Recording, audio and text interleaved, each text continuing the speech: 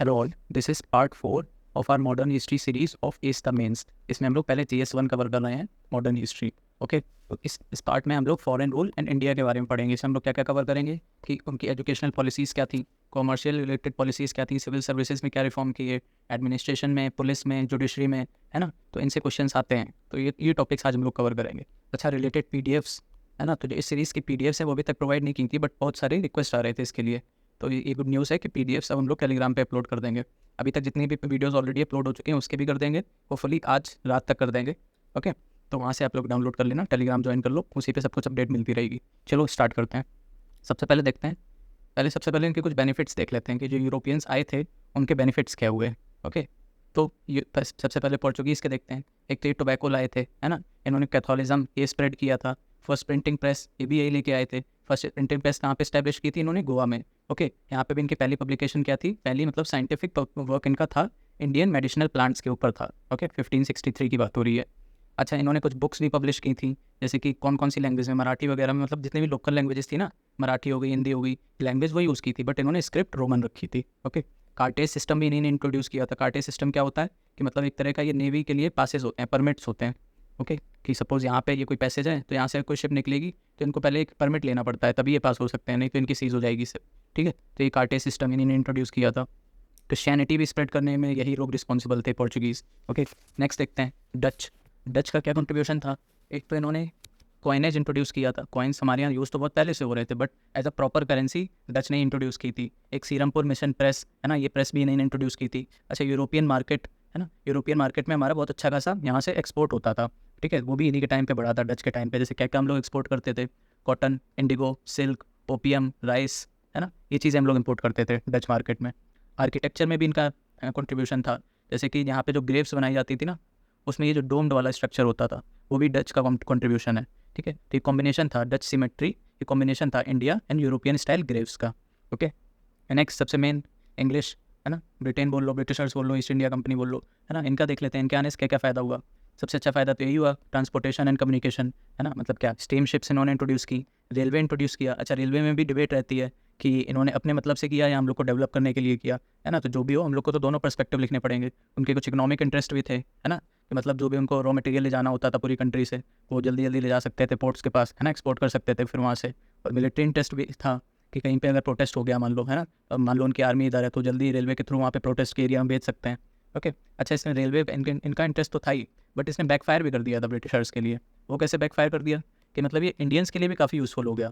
Indian freedom struggle में के लिए ये लाइफलाइन बन गई रेलवेज़। इससे क्या होता था, जो टॉप लीडरशिप थी वो भी जल्दी से ऑन द स्पॉट वहाँ पे, जहाँ पे प्रोटेस्ट हुआ है या फिर जहाँ पे भी उन लोग को मोबिलाइज़ करनी है क्राउड, वहाँ पे जा सकते थे, है ना। और पैम्फलेट वगैरह जैसे बांटने हैं, न्यूज़पेपर बांटने हैं, उसकी रीच भी बढ़ गई थी। पहले क्या होता था, जैसे बॉम्बे में प्रिंट हो रहा है न्यूज़पेपर, तो सिर्फ बॉम्बे में ही डिस्ट्रीब्यूट हो पा रहा था। अब रेलवे की वजह से क्या हुआ कि ऑल इंडिया में भी डिस्ट्रीब्यूट हो सकता है ना।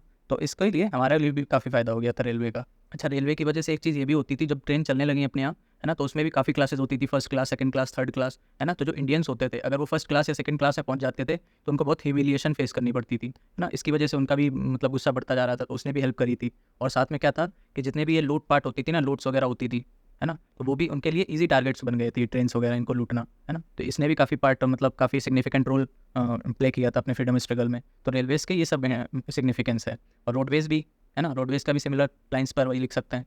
पोस्टल सिस्टम भी इन्हें इंट्रोड्यूस किया था। ओके, लॉर्ड क्लाइव ने। उसको फर्दर डेवलप किसने किया था? वॉरेन हेस्टिंग्स ने। टेलीग्राफ इंट्रोड्यूस किया ब्रिटिशर्स ने। फर्स्ट टेलीग्राफ लाइन कहाँ पे थी? कलकत्ता टू आगरा, 1853 में।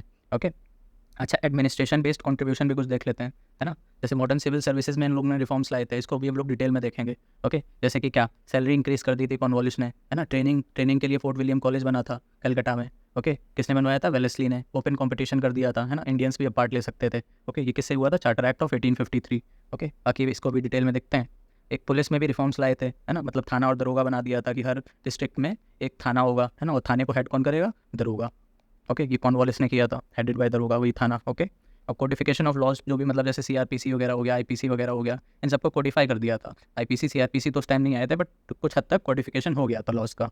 ओके, ये सब ब्रिटिशर्स नहीं किया था। गवर्नेंस में भी कुछ चेंज लाए थे, है ना, अच्छी चीज़ें लाए थे, जैसे रूल ऑफ लॉ लाए थे, independence of judiciary, fair impartial system, है ना। गवर्नेंस में भी हम लोग जुडिशरी डिटेल में देख लेंगे। गवर्नमेंट सर्वेंट्स मेड अकाउंटेबल, है ना, वही चीज़ है ना, जैसे क्या executive is responsible to legislative, वही चीज़ बोल रहे हैं यहाँ पे, यहीं से उसकी शुरुआत हुई थी। Equality before the law concept, ये भी यही लाए थे। ओके, ये किसके लिए, इसका सिग्निफिकेंस मतलब किसने इंट्रोड्यूस किया था, प्रोफेसर डाइसी ने। ओके, तो सोसाइटल चेंजेस भी लाए थे, है ना, जैसे कि इन्होंने इंटरफेयर करना स्टार्ट कर दिया था, बट वो इंटरफेरेंस अच्छा था, है ना, उस टाइम पे गलत लग रहा था बट अच्छी चीज़ें थी, जैसे कि सती पे बैन लगा दिया था। ओके, लॉर्ड विलियम बेंटिक, है ना, इन्होंने पास किया था act for the ban of sati, है ना, बंगाल सती रेगुलेशन एक्ट। और फीमेल इन्फेंटिसाइड, इस पे बैन लगा दिया था, इसको इलीगल कर दिया था। विडो रीमैरिज अलाउ कर दिया था। ये सब अच्छी चीज़ें थी, इंटरफेरेंस ज़रूरी था ये। ओके, मॉडर्न एजुकेशन भी इन्हीं ने इंट्रोड्यूस की थी, मकालेज, मिनट्स, वोट्स, डिस्पैच वगैरह, है ना, तो इन सबको भी डिटेल में देखेंगे। वाई ब्रिटिश स्टार्टेड इंटरफेयरिंग, है ना, क्या ज़रूरत थी उनको इंटरफेयर करने की। अच्छा, 1813 से पहले ये लोग इतना इंटरफेरेंस नहीं करते थे, 1813 के बाद ज़्यादा करने लगे थे। ऐसा क्यों हुआ था, ऐसा क्यों हुआ था, क्योंकि 1813 के आसपास इंडस्ट्रियल रिवोल्यूशन चालू हो गया था। इंडस्ट्रियल रिवोल्यूशन से क्या हो रहा था कि ये लोग क्या करते थे, इंडिया से रॉ मटेरियल ले जाते थे इंग्लैंड, है ना, फिर इंग्लैंड से गुड्स बना के तब फिर यहाँ पे इंपोर्ट करते थे। अब गुड्स, रेडीमेड जो गुड्स हैं, उसको खरीदने के लिए भी तो कस्टमर्स होने चाहिए ना, यानी मार्केट होनी चाहिए। तो इस वजह से इन लोग ने इंटरफेरेंस स्टार्ट कर दिया था कि इनको हम लोग थोड़ा मॉडर्नाइज करें ताकि ये हमारी चीज़ें खरीदें। ओके, वही है ना कि जितना वेस्टर्नाइजेशन होगा उतना अच्छा होगा इन लोग के लिए, इन लोग के लिए रेडीमेड मतलब मार्केट तैयार हो जाएगा, है ना। क्रिश्चियन मिशनरीज, है ना, इन्होंने भी अपना क्रिश्चियनिटी स्प्रेड करना स्टार्ट कर दिया था। एफर्ट ऑफ कुछ मतलब लीडर्स भी थे, जैसे राजा राम मोहन रॉय, ईश्वर चंद्र विद्यासागर, इनके एफर्ट से भी काफ़ी मतलब इन लोग के जो एफर्ट लग रहे थे, एफर्ट कर रहे थे लोग सती वगैरह के लिए, एजुकेशन के लिए, विडो रीमैरिज के लिए, उसकी वजह से भी इनका ज़रूरी हो गया था इंटरफेरेंस। फ्रेंच रिवोल्यूशन भी हो रहा था उसी टाइम पे, लिबर्टी, इक्वालिटी, फ्रेटर्निटी, ये कहाँ से आया है, फ्रेंच से ही तो आया है, उसकी वजह से भी इंटरफेरेंस स्टार्ट हो गया था। और भी नए नए थॉट्स हो रहे थे। तो एक तरह से क्या हो रहा था, इंडियन रिनाइसेंस टाइम चल रहा था उस टाइम पे, है ना, फादर ऑफ इंडियन रिनाइसेंस भी तो बोला जाता है राजा राम मोहन रॉय को, तो इसकी वजह से इस इंटरफेरेंस हो रहा था। ठीक है, अच्छा, ब्रिटिश के मोटिव क्या थे, for spreading and promoting education, है ना, तो इन्होंने स्प्रेड क्यों किया एजुकेशन। पहली बात तो थी इनको चीप सप्लाई ऑफ क्लर्क मिल रही थी, मतलब जैसे एक हायरार्की होती है ना कोई भी इंस्टीट्यूशन में, टॉप लीडरशिप तो ब्रिटिश के पास थी, बट ये जो नीचे वाले लोग थे वो तो इन लोग को चाहिए थे ना काम करने के लिए, तो इनको ये प्रिपेयर कर रहे थे एजुकेशन दे के। ओके, और क्या था, hope of expansion of market, वही चीज़ जो अभी ऊपर समझी, है ना, कि जब तक मॉडर्नाइज नहीं होंगे थोड़े लोग, वेस्टर्नाइज नहीं होंगे, तब तक उनका मार्केट चलेगा नहीं।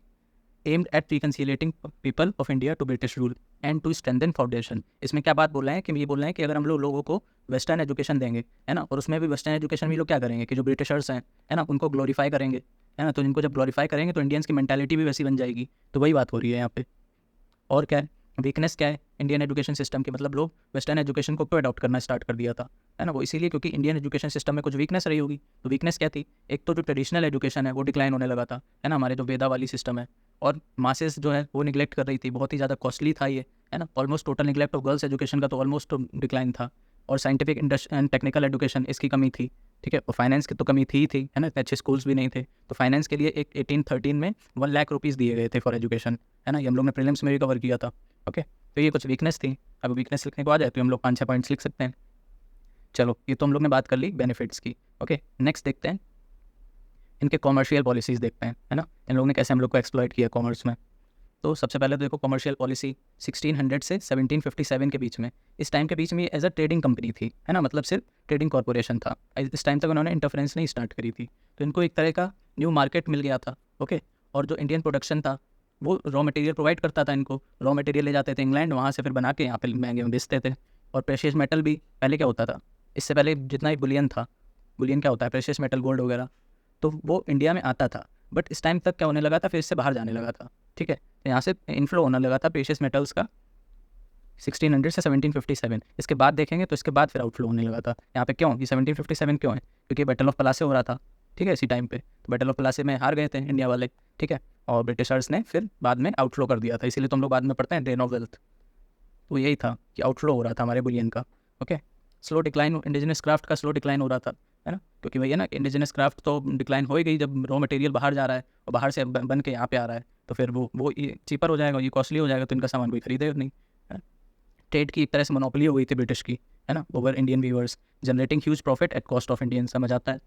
नेक्स्ट फिर देखते हैं 1757 से 1857 तक। अब ये पीरियड क्या था, ये प्लासे हुआ था, बैटल ऑफ प्लासे 1857 में, रिवॉल्ट ऑफ 1857, तो उसके बीच का टाइम देख लेते हैं। इसके बाद क्या हुआ था, रिवॉल्ट ऑफ 1857 के बाद क्राउन ने अपने अंडर में ले लिया था, अभी तक कंपनी के पास था। ठीक है, अब इसके बाद फिर क्राउन के पास आ जाएगा, तो इस फेस को इंडस्ट्रियल कैपिटलिज्म बोलते हैं। ओके, अब क्या हो रहा था 1757 के बाद क्या हुआ था, ओडिशा, बंगाल, एंड बिहार, इन तीनों के दीवानी राइट्स मिल गए थे, है ना, ब्रिटिशर्स को। तो इस वजह से इसका जितना भी रेवेन्यू था वो सब आउटफ्लो होने लगा था, सब कुछ ब्रिटिशर्स के पास जा रहा था। और बंगाल तो वैसे ही सबसे बड़ी इकॉनमी थी उस टाइम पर इंडिया की। ओके, तो डाइवर्जन ऑफ रेवेन्यू हो रहा था। ओके, डिस्क्रिमिनेटिव टैक्सेस लगा रहे थे। ओके, इंडियन ट्रेडर्स के लिए अलग रेवेन्यू था, यूरोपियंस के लिए अलग था। इकोनॉमिक ड्रेन हो रहा था, लेबर्स का एक्सप्लॉयटेशन हो रहा था, और जो ट्रेडिशनल इकॉनमी थी वो रिप्लेस हो गई थी एक तरह से। ट्रेड की मोनोपोली हो गई थी ब्रिटिशर्स के लिए, है ना। मार्केट फॉर रॉ मटेरियल, है ना, रॉ मटेरियल यहाँ से ले जाते थे, बना के लाते थे, जो हम लोग बात कर ही चुके हैं। ओके, नेक्स्ट फेज 1857 से लेके इंडिपेंडेंस तक, 1947 तक, इसको बोलते हैं फाइनेंस कैपिटलिज्म। ओके, इसमें क्या हो रहा था, standard of living of Britain increased, है ना। वहाँ के जब रेवेन्यू इंडिया से ब्रिटेन में जाएगा तो वहाँ की स्टैंडर्ड ऑफ लिविंग बढ़ गई, बट इंडिया की क्या हुई, इंडिया की डिक्लाइन हो जाएगी। ओके, डिक्लाइन ऑफ जीडीपी, वही सेम चीज़ है। अच्छा, इस टाइम पे इंडस्ट्रियल रिवोल्यूशन भी चल रहा था ब्रिटेन में, है ना। उसकी वजह से क्या हो रहा था कि यहाँ पे तो इंडस्ट्रियल रिवोल्यूशन चल रहा था, बट इनके इंडस्ट्रीज़ के लिए रॉ मटेरियल कहाँ से आ रहा था, रॉ मटेरियल इंडिया से आ रहा था। और रॉ मटेरियल आएगा कहाँ से, एग्रीकल्चर से। ठीक है, तो एग्रीकल्चर सेक्टर में ओवर क्राउडिंग हो गई थी इस वजह से। ओके, और रॉ मटेरियल को, जैसे रॉ मटेरियल मान लो यूपी बिहार में बन रहा है ना, तो इनको पोर्ट तक तो ले जाना पड़ेगा ना। तो पोर्ट के बनाने के लिए इन्होंने रेलवे इंट्रोड्यूस करी थी। ओके, चलो नेक्स्ट अब देखते हैं इनका एडमिनिस्ट्रेशन के बारे में बात कर लेते हैं। ठीक है, एडमिनिस्ट्रेशन में इन्होंने क्या रिफॉर्म्स किए, क्या चेंजेस किए, कैसे डेवलपमेंट हुआ। ओके, तो एडमिनिस्ट्रेशन में भी सबसे पहले पुलिस को कवर कर लेते हैं। ओके, हम लोग को 3 चीज़ें कवर करनी है, एक police, army and civil services. Okay, चलो सबसे पहले पुलिस को कवर करते हैं। पुलिस के लिए सबसे पहले जब कॉर्नवालिस नहीं आए तो उससे पहले की बात कर लेते हैं, फिर देख लेंगे कॉर्नवालिस आने के बाद उन्होंने क्या क्या चेंजेस किए। ठीक है, तो कॉर्नवालिस से पहले पुलिसिंग जो होती थी वो जमींदार करते थे। ओके, फिर कॉर्नवालिस आए, इन्होंने क्या किया, जमींदारी की जगह कंपनी रूल के अंडर एक मतलब एक पुलिस सिस्टम बना दिया, अलग से पुलिस डिपार्टमेंट बना दिया, organised police force. Okay, structure क्या होता था, वही एक थाना होता था डिस्ट्रिक्ट में, और थाना को लीड कौन करता था, दरोगा। ओके, टॉप मोस्ट अथॉरिटी जितनी भी थी वो डिस्ट्रिक्ट जज के पास थी। फंक्शन इसका क्या होता था, एक तो क्राइम्स को कंट्रोल करना है, और दूसरा क्या करना है कि वो कोई कॉन्स्पिरेसी कर रहा है ब्रिटिश रूल के अगेंस्ट, तो उसको अगेंस्ट केस करना है। ओके, स्पाई वर्क भी होता था इनका। ठीक है, अब रिफॉर्म्स कुछ बेंटिक ने भी आके किए थे। बेंटिक ने क्या किया था, ये जो ऑफिस था एसपी का, उसको एबॉलिश कर दिया था, उसकी जगह कलेक्टर या फिर मजिस्ट्रेट का ऑफिस बना दिया था। ठीक है, ये हेड ऑफ पुलिस होता था उस टाइम पर। फिर एक पुलिस कमीशन बनी 1860 में। ठीक है, इंडियन पुलिस एक्ट निकाला इन्होंने, इसमें इन्होंने सिस्टम ऑफ सिविल कॉन्स्टेबलरी लाए। कॉन्स्टेबलरी क्या होता है, एक तरह से पुलिस ही होती है, ब्रिटेन में पुलिस को कॉन्स्टेबलरी बोलते हैं। ठीक है, वो चीज़ आई इंट्रोड्यूस की। हेड ऑफ प्रोविंस किसको बना दिया, आईजी, इंस्पेक्टर जनरल को। ठीक है, अभी तक कौन था इधर, कलेक्टर या फिर मजिस्ट्रेट, अब आईजी आ गए। ओके, फिर एक पुलिस कमीशन बनी 1902 में, इसमें सीआईडी बनाई गई प्रोविंसेस के लिए, एंड सीआईबी, है ना, सेंट्रल इंटेलिजेंस ब्यूरो, ये सेंटर के लिए बनाया गया। ओके, तो 2 चीज़ें बनी, सीआईडी एंड सीआईबी। ठीक है, एक तरह से ये सीबीआई की तरह है। ओके, फिर आर्मी में देख लेते हैं। आर्मी में भी 2 फेसेस में पढ़ेंगे, एक 1857 से पहले और 1857 के बाद। 1857 क्यों, क्योंकि रिवॉल्ट ऑफ 1857 हो गया था, ये कंपनी रूल के अंडर था, ये क्राउन रूल के अंडर आ गया था। ओके, तो इसमें क्वीन की आर्मी होती थी, कुछ कंपनी के ट्रूप्स होते थे, और ज़्यादातर सब इंडियन मेजोरिटी होती थी, सिर्फ जो टॉप मोस्ट होते थे वो यूरोपियंस होते थे, बाकी सब इंडियंस होते थे। ओके, बाद में क्या हुआ, इनका काम हो गया था बाद में to defend the Indian territory. अभी तक इसमें क्या हो रहा था कि इंडिया के अंदर ही कॉन्क्वेस्ट चल रहा था, है ना, कभी बिहार को ले लिया, फिर अवध को, है ना, फिर ओडिशा के साइड को, तो इंडिया के अंदर चल रहा था। अब 1857 के बाद क्या हो गया, इंडिया के अंदर बंद हो गया, बट इंडिया के जो बाहर से खतरे थे ना, जैसे जापानीज इन्वेजन वगैरह होगा, है ना, तो वो काम हो गया था इन लोगों का। ठीक है, और साउथ एशिया एंड अफ्रीका, इसमें भी एक्सपेंशन करने का इन्हीं का ही काम था। ओके, आर्मी का domination of European branch of army. ठीक है, तो 1857 के बाद जो रेशियो था किसका, इंडियंस अपॉन यूरोपियंस, वो कम हो गया था। ठीक है, मतलब यूरोपियन जो ट्रूप्स थे वो बढ़ गए थे, पहले इंडियंस की मेजोरिटी होती थी, बाद में मेजोरिटी तो इंडियंस की थी, बट रेशियो कम हो गया था। ओके, डिस्क्रिमिनेशन होता था सैलरीज एंड पोस्टिंग्स में, है ना, टॉप मोस्ट में यूरोपियंस ही रहते थे, इंडियन नहीं जा पाते थे, और इनको कुछ अलाउंसेस भी नहीं मिलता था। ठीक है, जैसे कि क्या था वो, फार अवे प्लेसेस पे जब इनको भेजा जाता था, जनरल सर्विस एनलिस्टमेंट एक्ट, है ना, इस केस में, तो उसके लिए इनको कुछ अलाउंस नहीं मिलता था, कोई भी एक्स्ट्रा बेनिफिट या फिर प्रिविलेजेस नहीं मिलते थे। और जितने भी ये मेरिटोरियस डीड्स करते थे, है ना, मतलब अच्छे काम करते थे, उसके लिए भी इन लोग को कुछ प्रिविलेज या फिर एक्स्ट्रा बेनिफिट्स नहीं दिए जाते थे, तो ये सब डिस्क्रिमिनेशन होता था। ओके, अच्छा, आइडियोलॉजी में भी चेंज आया था, जैसे कि इन्होंने 2 पार्ट में डिवाइड कर दिया था इंडियन सोल्जर्स को, martial and non martial races. अब ये मार्शियल और नॉन मार्शियल क्या होते हैं, मार्शियल रेसेस वो हैं जिन्होंने 1857 के रिवोल्ट के टाइम पर ब्रिटिशर्स का साथ दिया था। ठीक है, टू सप्रेस रिवोल्ट। ठीक है, इसलिए इनको मार्शियल रेसेस बोलते हैं। और नॉन मार्शियल रेसेस क्या होते हैं, जिन्होंने 1857 में इंडियंस लीडर्स का पार्ट मतलब साथ दिया था। ओके, तो मार्शियल रेसेस में कौन कौन सा आ जाते हैं, पठान्स आ जाते हैं, सिख्स आ जाते हैं, गुरखाज आ जाते हैं। ओके, तो ये सब मार्शियल रेसेस हैं। ओके, और डिवाइड एंड रूल की तो पॉलिसी लोग कर ही रहे थे, हिंदू मुस्लिम, है ना, लैंग्वेज, रीजनलिज्म, इन सब बेसिस पर। अब नेक्स्ट देख लेते हैं सिविल सर्विसेज रिफॉर्म, है ना, ये इंपॉर्टेंट है। इसका मेन फंक्शन क्या था? Main function of civil services was to implement laws and collect revenue. ठीक है, दो काम थे, एक तो लॉज को इम्प्लीमेंट करना है, दूसरा रेवेन्यू कलेक्ट करना है। ओके, इनका civil services work according to a set of rules as oppose to a personal whims of a monarch. ठीक है, तो इससे पहले क्या होता था कि सिविल सर्विसेज के लिए मतलब रेवेन्यू जैसे कलेक्ट करना है ना, या तो कोई लॉ इंप्लीमेंट करना है, तो उसके लिए कोई पर्टिकुलर कुछ भी लॉ वगैरह था नहीं कि कैसे इंप्लीमेंट करना है। ठीक है, तो एक तरह से डिस्क्रिप्शन पे था मोनार्क के ऊपर, बट इन्होंने जब रिफॉर्म्स किए आके तो एक पर्टिकुलर सेट ऑफ रूल्स बना दिए कि कैसे काम करेंगे ये लोग। ओके, इसमें कुछ फिर जो डिस्क्रिप्शन था वो वाला एलिमेंट थोड़ा कम हो गया। ओके, एक डिस्ट्रिक्ट कलेक्टर की पोस्ट बनाई है ना, किसने? वॉरेन हेस्टिंग्स ने। इनको क्या चार्ज दिया गया? Collection of land revenue. Okay, फिर इन्होंने और भी कुछ रिफॉर्म्स किए, जैसे कि प्राइवेट ट्रेड पर बैन कर दिया। ओके, सैलरीज बढ़ा दी, यूरोपियनाइजेशन ऑफ सर्विसेज किया। ठीक है, मतलब जैसे ब्रिटेन में सर्विसेज होती हैं उसी लाइन्स पर यहाँ पे भी डेवलपमेंट की इंडियन सिविल सर्विसेज की। ओके, फिर वेलेस्ली आए, इन्होंने कुछ रिफॉर्म्स किए। इन्होंने क्या किया? ट्रेनिंग ऑफ सिविल सर्विसेज के लिए एक कॉलेज बनाया, फोर्ट विलियम कॉलेज कलकत्ता में। ओके, यहाँ पे जैसे ब्रिटेन में ट्रेन होते थे वैसे ही यहाँ पे करते थे। फिर चार्टर ऑफ 1853 में ओपन कर दिया गया सिविल सर्विसेज, है ना, कि मतलब वो इंडियंस भी दे सकते हैं, यूरोपियंस भी दे सकते हैं। पहले सिर्फ यूरोपियंस के लिए था। फिर मैकाले कमेटी एक बनी, इन्होंने रिकमेंड किया एज को लेकर कि मिनिमम एज कितनी होनी चाहिए, मैक्सिमम एज कितनी होनी चाहिए। उसके लिए इन्होंने रिकमेंडेशन दिया कि एज आप मतलब एक रिस्ट्रिक्ट कर दो एज। ठीक है, इससे पहले कोई भी दे सकता था, 60 साल के भी लोग और 5 साल के भी लोग। ठीक है, competitive exam it was to held every year in London and English language. ठीक है, हर साल होता था। कहाँ होता था? लंदन में। किस में होता था? इंग्लिश लैंग्वेज में। ओके, जैसे अभी यूपीएससी होता है ना, उसी चीज़ की बात चल रही है। ठीक है, डिप्टी कलेक्टर की एक पोस्ट बनाई गई। Okay, Indian civil services act आया 1861 में। ठीक है, और फर्स्ट इंडियन सिविल सर्वेंट कौन थे? सत्येंद्र नाथ टैगोर। ये भाई थे रविन्द्रनाथ टैगोर के। ओके, फिर लिट्टन आए, इन्होंने भी कुछ रिफॉर्म्स किए। इन्होंने क्या रिफॉर्म किए? Introduce statutory civil services. ठीक है, जो भी लॉयल इंडियंस थे उनके लिए स्टैट्यूटरी सिविल सर्विसेज लाए। ठीक है, जिसमें कि वो और ऊपर तक जा सकें सिविल सर्विसेज, मतलब जो टॉप मोस्ट तो नहीं बट कुछ हद तक टॉप की जो पोस्ट थी वो दी जाने लगी थी इंडियंस को। ओके, फिर एचीसन कमेटी बनी, इन्होंने क्या रिकमेंडेशन दिया? वही जो यहाँ पे एज वाली बात चल रही थी, यहाँ पे बोला था कि एज लिमिट करो सिर्फ, बट बताया नहीं था कि कितनी मिनिमम करो कितनी मैक्सिमम करो। वो यहाँ पे आके बताया एचीसन कमेटी ने, 1886 में बनी थी। इन्होंने बोला मिनिमम एज 19 कर दो एंड मैक्सिमम एज 23 कर दो, मतलब सिर्फ 4 साल का गैप था। 4 साल में क्लियर कर सको तो कर लो, नहीं तो कोई बात नहीं। उसके बाद 1924 में विस्काउंट ली कमेटी बनी। ठीक है, इन्होंने भी कुछ रिकमेंडेशन दिए। ओके, इन्होंने क्या रिकमेंडेशन दिए कि एक पब्लिक सर्विस कमीशन बनाओ जो एग्जाम कंडक्ट कराएगा। Okay, the public service commission वो सेटअप इन 1926। ठीक है, ये किस लिए था? एग्जाम कंडक्ट कराने के लिए। जैसे अभी यूपीएससी है ना, वो एग्जाम कंडक्ट कराता है सिविल सर्विसेज का, है ना, वही चीज़ यहाँ पे थी। तो यहीं से इसका स्टार्ट हुआ था यूपीएससी का, बाद में नेम चेंज करके यूपीएससी कर दिया था। उसके बाद 1835 में गवर्नमेंट ऑफ इंडिया एक्ट आया। इसमें क्या था? फेडरल पब्लिक सर्विस बनाए। ठीक है, जैसे जो भी स्टेट पीसीएस होता है ना, वो चीज़ है।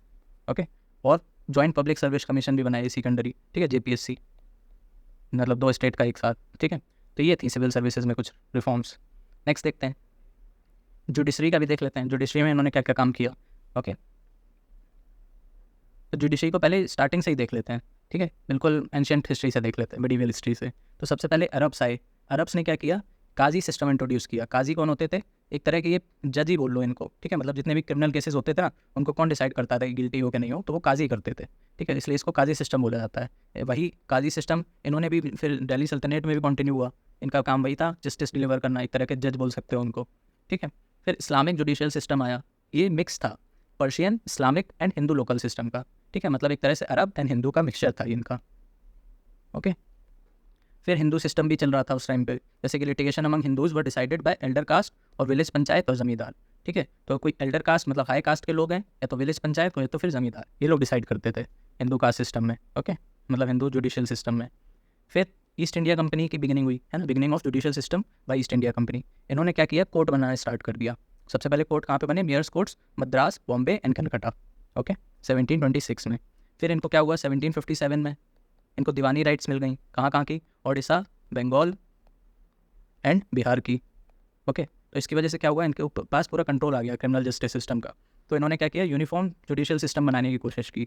ठीक है, तो लोकल जमींदार आउट ऑफ द कंट्रोल, मतलब पहले कौन कंट्रोल करता था? ये आप देखा ना हम लोग ने, जमींदार वगैरह, विलेज पंचायत वगैरह, तो इनसे हटाकर कोर्ट्स को दे दी। मतलब एक तरह से सेंट्रलाइज करने का कोशिश करी थी यहाँ पे जुडिशियल सिस्टम को।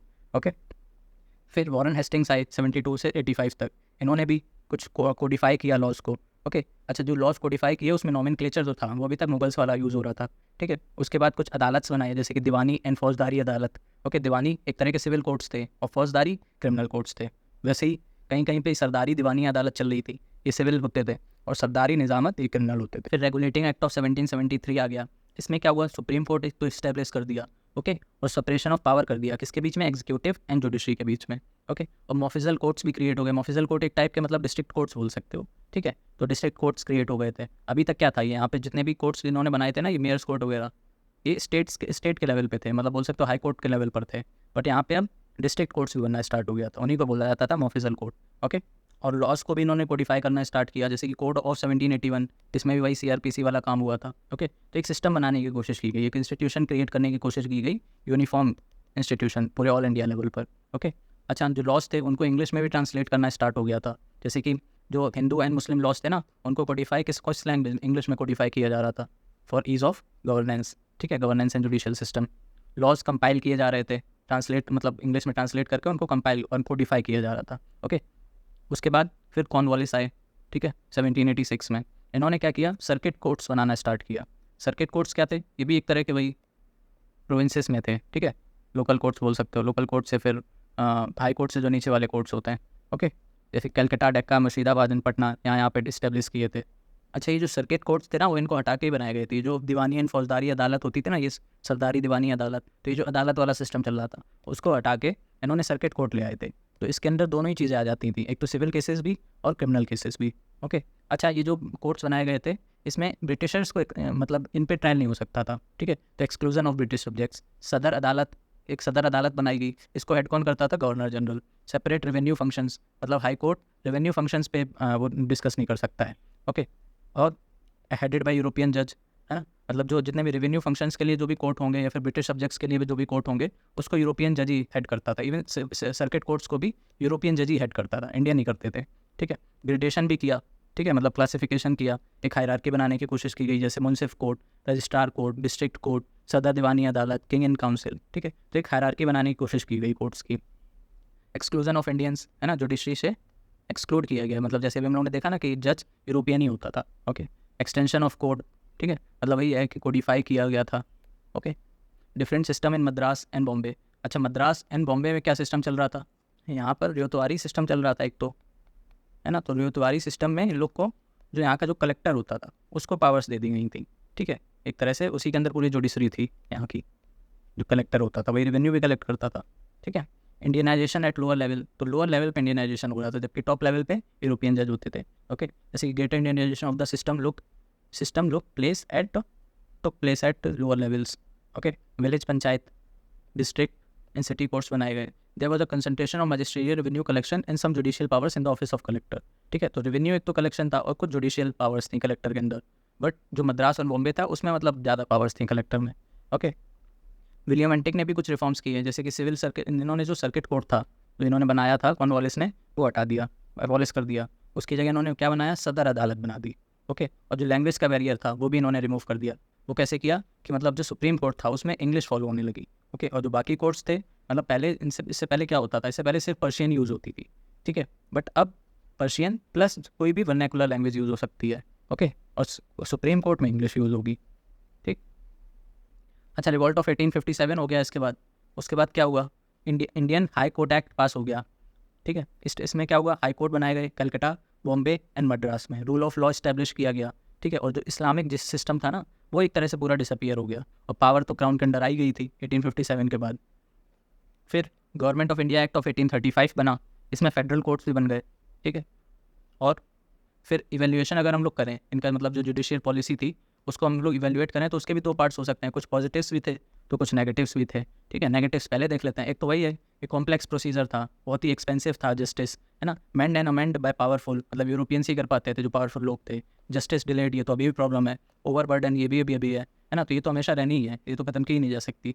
Non familiarity of customs and traditions, है ना, तो नए नए चीज़ें ला रहे थे लोग ब्रिटिशर्स, तो फेमिलियरिटी कम थी उनसे। ओके, अच्छा, कुछ पॉजिटिव्स भी थे, कुछ क्या मतलब ज़्यादातर तो पॉजिटिव्स ही थे, ठीक है।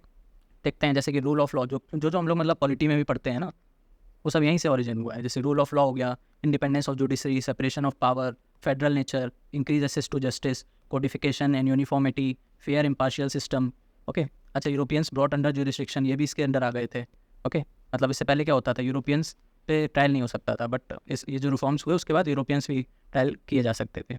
सिविल सर्वेंट्स मेड अकाउंटेबल, वही है ना, executive is responsible to legislative, तो ये एवोल्यूशन था, ठीक है। चलो नेक्स्ट देखते हैं अब। British policies, policy of discrimination, ठीक है, मतलब ये लोग डिस्क्रिमिनेशन कैसे करते थे। देखो, एक तो पोस्ट रिजर्वेशन होता था यूरोपियंस के लिए, British can only further the British cause, है ना, मतलब वही चीज़ है कि कोई जज है यूरोपियन है तभी वो यूरोपियन को जज कर सकता है ना, मतलब उसका ट्रायल कर सकता है, मतलब ब्रिटिश को अगर कुछ सज़ा देनी है तो ब्रिटिश ही दे पाएगा, इंडिया कुछ नहीं कर सकता उसमें, इंडियंस। ओके, कोई भी ट्रस्ट नहीं था इंडियंस पे, लुक्रेटिव पोस्ट मतलब जितनी भी टॉप लेवल पोस्ट थी, हायर पोस्ट, वो सब रिजर्व होती थी यूरोपियंस के लिए। ओके, जुडिशरी में भी डिस्क्रिमिनेशन होता था। कैसे? एक तो कॉम्प्लेक्स प्रोसीजर है, समझ आता नहीं था जल्दी इंडियंस को, है ना, क्योंकि नया नया था, फैमिलियरिटी नहीं थी, कॉम्प्लिकेटेड था, बहुत ही एक्सपेंसिव था इंडियंस के लिए। मैंडेमेंट, जितने भी अभी हम लोग ने नेगेटिव चीज़ें देखी है ना इवेल्युएशन में, वही चीज़ें हैं ये सब, judicial discrimination, overburdened and non familiarity, European to be tried only by European जजेस। ओके, नेक्स्ट देखते हैं एजुकेशन। ठीक है, एजुकेशन देख लेते हैं, लोग ने एजुकेशन को कैसे डेवलप किया। तो सबसे पहले एजुकेशन देख लेते हैं उनके आने से पहले कैसी थी। उनके आने से पहले ट्रेडिशनल नॉलेज पे फोकस ज़्यादा होता था, जैसे कि एंशियंट टेक्स्ट, पुराण, वेद, कुरान, है ना, ये सब पढ़ाए जाते थे। नॉन सेक्युलर थी, नॉन इंक्लूसिव थी, कोई भी यूनिफॉर्मिटी नहीं थी, है ना, मतलब जो भी अलग अलग गुरुकुल से मदरसाज होते थे ना, वो अपने अपने हिसाब से पढ़ाते थे, कोई भी मतलब वैल्यू बेस्ड ज़्यादा थे, है ना, साइंटिफिक टेम्पर कम था, रेशनल कम था, लॉजिकल नहीं थे ज़्यादा, गुरु शिष्य परंपरा पे ज़्यादा फोकस होता था। ओके, फिर जब ब्रिटिशर्स आ गए, है ना, तो उन्होंने कैसे कैसे चेंज किया, तो उसके हम लोग फेस वाइज देख लेते हैं। ओके, तो सबसे पहले चार्टर एक्ट ऑफ 1813 आया, उसमें क्या था कि 1 लाख रुपए दिए गए for the promotion of modern education every year, है ना, मतलब इसमें ऐसा प्रोविजन किया गया कि हर साल 1 लाख रुपए दिए जाएंगे एजुकेशन के लिए। फिर लॉर्ड मैकालेज मिनट आया 1835 में, इसमें इंग्लिश एज अ मीडियम बना दिया गया एजुकेशन का। ओके, और फोकस किस पे किया गया? Opening English schools and colleges, ठीक है, मतलब जितने भी कॉलेजेस स्कूल खुलेंगे ना, उनका मीडियम सबका इंग्लिश होगा। Okay, court language was change from Persian to English, ये भी हम लोग जुडिशरी में देख चुके हैं, है ना, तो ये सब क्यों किया जा रहा था? क्योंकि ये इंग्लिश तरह एक तरह के मतलब अपनी तरह बनाना चाहते थे ब्रिटिशर्स, ताकि ये लोग इंग्लिश को ग्लोरीफाई कर सकें, है ना, और वही हो रहा है आज। क्या हो रहा है? इंग्लिश को ग्लोरीफाई किया जा रहा है हर जगह, बस हिंदी को कोई वैल्यू नहीं दे रहा। ओके, तो वुड्स डिस्पैच आया 1854 में, इसको Magna carta of English education भी बोला जाता है। ठीक है, क्यों बोला जाता है Magna carta of English education? देखते हैं। एक तो created a hierarchy of education system with vernacular element art structure in village at bottom followed by the Anglo vernacular middle school and college and university, मतलब एक तरह से इन्होंने hierarchy बनाने की कोशिश करी। ठीक है, कि पहले प्राइमरी एजुकेशन होगी, फिर सेकेंडरी एजुकेशन होगी, ओके, कॉलेज होगा, ठीक है, उसके बाद स्किल डेवलपमेंट होगा, तो इस तरह की एक तरह का हायरार्की बनाने की कोशिश करी गई। अच्छा, इसमें एलिमेंट आर्ट स्कूल मतलब वर्नाकुलर लैंग्वेज का भी यूज़ हो रहा था प्राइमरी लेवल पे। ठीक है, it recommended vernacular language at elementary level, वही जो भी देखा। ठीक है, और English in higher education, grant and aid भी दिया जाता था प्राइवेट कॉलेजेस को। ओके, एग्रीकल्चर इंस्टीट्यूट ये भी बनाए गए थे बिहार में। IIT रुड़की भी डेवलप हुआ था इसी के according, Wood's despatch. Okay, Bethune girls college ये भी स्टार्ट हुआ था। ओके, तो इसलिए इसको मैग्ना कार्टा बोला जाता है। नेक्स्ट देखते हैं, हंटर कमीशन आया। ओके, 1882 से 1803 में इसने रिकमेंडेशन दी थी। इसमें क्या था कि जो प्राइमरी एजुकेशन थी, है ना, उसमें वर्नाकुलर लैंग्वेज यूज़ करो ये बोला था, और जो हायर सेकेंडरी एजुकेशन है उसमें भी 2 पार्ट में डिवाइड कर दिया था, एक तो लिटरेरी और एक वोकेशनल। ठीक है, लिटरेरी मतलब होता था पढ़ाई लिखाई से रिलेटेड, और वोकेशनल होता था स्किल डेवलपमेंट से रिलेटेड। ओके, और क्या था? इनएडिक्वेट इंफ्रास्ट्रक्चर और फीमेल एजुकेशन, ठीक है, इन पे भी फोकस किया गया था हंटर कमीशन में।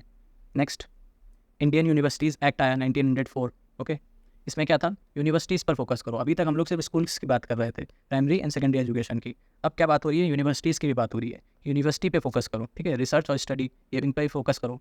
Government to have veto power to pass regulation, strict condition for affiliation of private colleges. ठीक है, मतलब अगर एफिलिएशन चाहिए तो प्राइवेट कॉलेजेस में थोड़ी स्ट्रिक्ट कंडीशन होती थी, ये नहीं कि सभी को उठा के पास दे दिया। ठीक है, 5 lakhs to be sanction for 5 years to improve the quality of education. ठीक है, 5 साल के लिए 5 लाख रुपए दिए गए for to improve quality of higher education.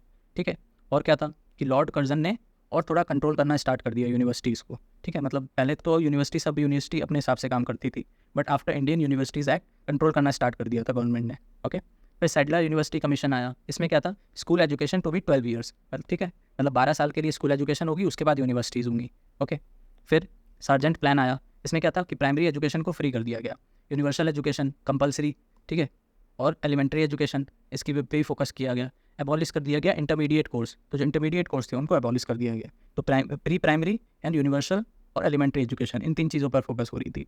Technical, physical and arts education, इन 3 चीज़ों पे भी फोकस होने लगी थी। टेक्निकल मतलब वही skill development, physical okay sports से रिलेटेड, एंड आर्ट्स ह्यूमैनिटीज़ वाले सब्जेक्ट्स पर। ओके, और क्या था? वर्धा एजुकेशन स्कीम भी लाया गया था बेसिक एजुकेशन के लिए। ये सब सार्जेंट प्लान में काम हुआ था।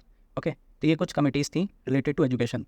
ठीक है, Hunter commission, Indian universities act, इसी को ही रिलैक्स एक्ट को बोलते हैं, रिलैक्स एक्ट। ओके, इसी का ही दूसरा नाम है, सैडलर कमीशन और सार्जेंट प्लान।